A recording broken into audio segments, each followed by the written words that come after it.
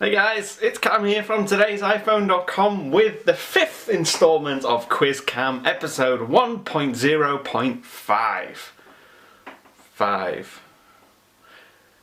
I did learn to count once, but it didn't go very well.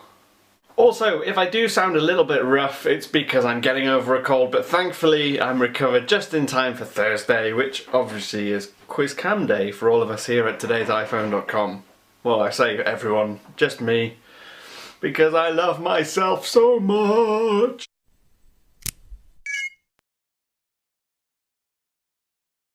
Question 1 from Luis Aguinaga. Should I purchase a new MacBook Pro with Retina display or save me some money and buy a regular MacBook Pro? Tough question. Now what you need to ask yourself first is, do you need the Retina display? Obviously that's where the bulk of your extra money is going. If you're not a graphics designer, if you don't work a lot in detail in that kind of area, then there's really no need for a Retina display. That's my sensible head talking. But me, if I had all the expendable money in the world, I would go with the Retina displayed Mac because it was awesome. So you're really asking the wrong person. Bam! Split personality alert. What's your favourite iPhone app and game, and what make you... Oh, hang on, this is like 3 questions all in one.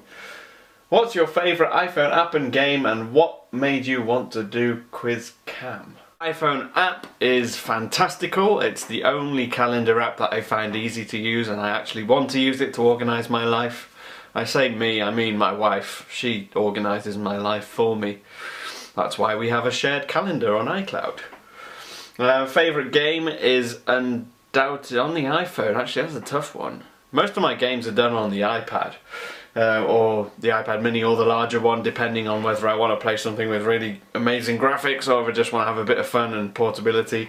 I love playing letterpress on this, whereas I would play Sky Gamblers, for instance, on the larger iPad with a better screen. There's not a lot of games I choose to play on an iPhone. I guess the only one that I prefer on an iPhone over anything else is Temple Run. And what made you want to do Quiz Cam? That's an easy question for me. A lot of the time we make content, we write it on the site. If you're not familiar with our site because you just check out our YouTube channel, you should. Today's iPhone.com is the name of our website, oddly enough. And most of the time I'm writing on there, I'm writing up news or reviews. And also on the video channel, it's a lot of reviews. It's basically me telling you stuff. And in Quiz Cam, I wanted you to get the chance to say what you wanted, have your comments featured. I mean, you don't have to ask me a question, you can just make a comment in the comment section, and if I find it entertaining or if I can do something with it, I'll include it in the video.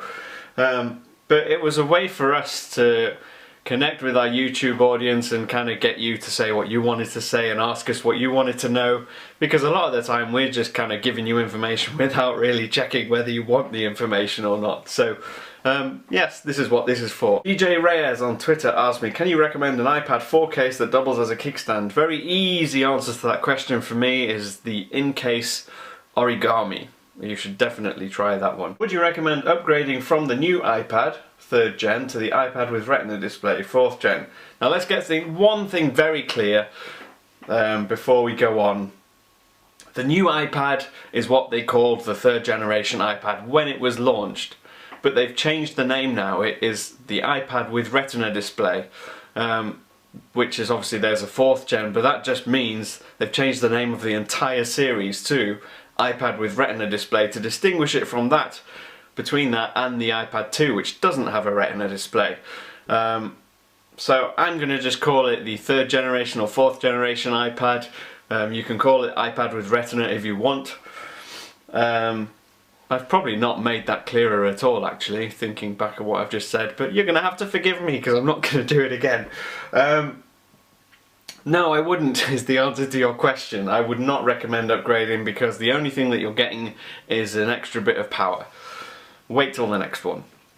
What phone would you buy, not including any of the iPhones? See, right now I'm torn. I want a Windows Phone device because, if I'm honest, I've never actually had one for day-to-day use, and I don't like to be one of those people that's just I love iPhone and I don't care about anything else. As you know, if you've been following our site for a while, I've tried things like the One X, the Galaxy Nexus, the Galaxy S3, I've had them all. I've had a lot of Android phones and I just generally don't like them, and I've been waiting for a Windows phone with a fantastic display so that I can look at it without thinking, oh, that's a horrible display, I hate it. So at the moment it's either the Windows Phone 8X or the Lumia 920, which is kind of, they're the two I want to try the most because I've not had a lot of experience with Windows, and obviously I'm a bit of a BlackBerry fan as well, so when BlackBerry 10 is launched next year, or this year now actually, when it's finally here, I will be trying that out too. What made you interested in becoming a tech journalist? See, this is a really interesting question for me because about 4 or 5 years ago, I was working in retail, I was selling mobile phones to people, and I hated my job. Mostly because people just come in to complain at you for stuff that's their fault. And I had enough of it, and you had to smile there politely and you weren't allowed to tell people what you actually thought. Because obviously you lose customers and then the company loses money and all that kind of stuff. And then one of my customers that I met, who was actually a really nice guy, he was a music journalist, and I thought, that sounds like a cool job. How do you become a journalist? And so I decided to leave my job, go into university to study media and journalism, and I ended up doing film and television, which is why I'm comfortable in front of camera and all this stuff that I never used to be able to do. And while I was in university, someone I was following on Twitter, it was one of Phone Dog's old writers, Adriana, she tweeted that she was starting up an iPhone blog, and I was literally just starting with my interest in iPhone. I just got my first iPhone, I'd switched from Android, and I thought, you know what, it could be worth it. I'm not going to get paid, but you know, I'll try that out. And eventually I found something that I really wanted to do for the rest of my life. So that's what I'm doing now. It was kind of fluky in some ways, but I'm here and I work it every day. This is what pays my rent, and this is what makes sure my family go... Sorry, this is what makes sure my family don't go without food.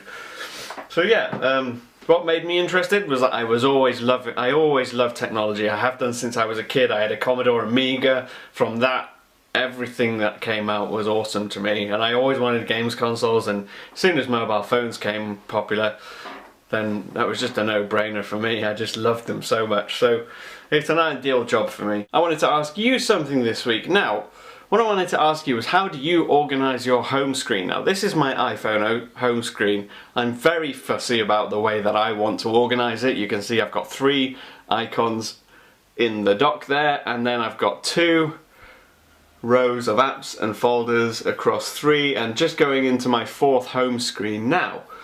And that's because I like to see my wallpaper. I like to have no clutter. I want everything tidied away in boxes, and that's generally how I am.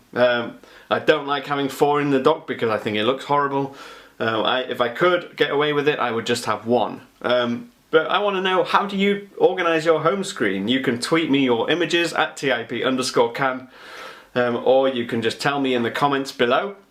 I'm very interested because everyone does it differently, and I think it's something that's very interesting because I'm a little bit of a nerd. But anyway, that's me. If you want to ask me anything for the next video next week, you can feel free, either ask me in the comments again or use Twitter. I'm at @TIP_cam, and please use the hashtag #QuizCam so that I can find it. And don't forget to check out our Facebook page. I'll leave all the links to all the social media stuff in the thingy-mabob as usual, and I will see you again soon. Good ciao!